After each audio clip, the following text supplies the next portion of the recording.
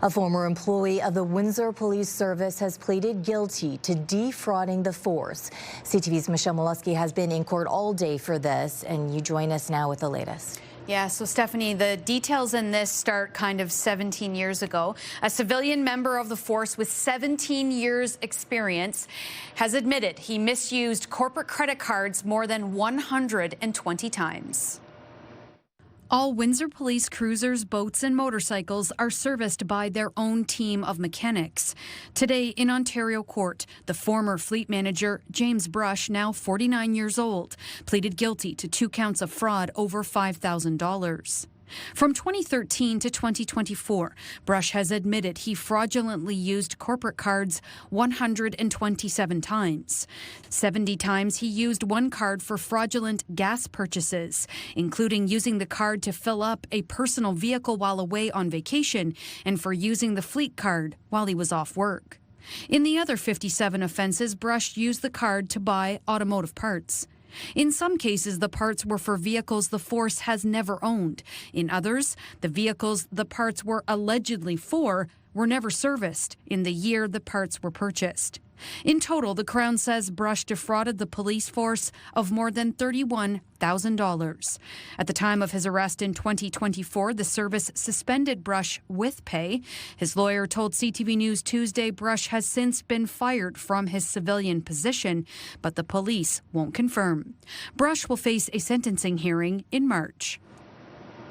Brush was facing a total of 7 offenses. His lawyer, Shane Miles, told me today the remaining 5 charges are expected to be dropped after the sentencing hearing. Okay, and Michelle, you've been covering another court case, but this time it's come to a conclusion. Yeah, this one is much different. The Westcourt class action lawsuit is moving into its final stage. Former residential and commercial tenants now have until the end of April to apply for their share of the $7.3 million settlement.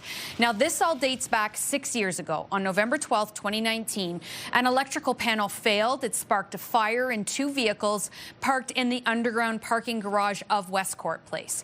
Now, the fires were quickly put out, but the smoke, as you can see, rose through the entire building, forcing the evacuation of all 150 residential units and closure of 80,000 square feet of commercial space. This class action lawsuit was launched 2 days later.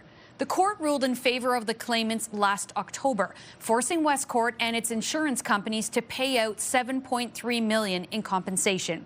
2 weeks ago, the court set up the process for reimbursement. Most residential tenants will be eligible for up to $5,500. Now, again, tenants have until April 30th to apply for their check, which lawyer Harvey Strasberg thinks will be cut by June of this year. Now, if you go to our website and our online coverage of this, ctvnewswindsor.ca, you can find a link to the claim form as well as the entire class action lawsuit, which lays out the last 6 years. So the big question here, the status of one of the largest buildings in downtown Windsor.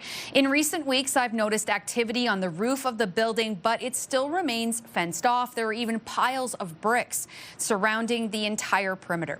We'll try to get an answer, if for no other reason than for the 17 tenants who have told the class action lawyers they intend to move back into Westcourt Place, Stephanie, whenever it is reopened to new tenants. Okay, and of course we'll be following this closely. Yeah, and I think that's another important part in all of this is people not only wanting to move back, but then when they move back, what's the rent? How different will it be in there? So there's definitely more stories to come on. Yeah, it will definitely be different. Okay, Michelle Maluske, thank you for these updates tonight.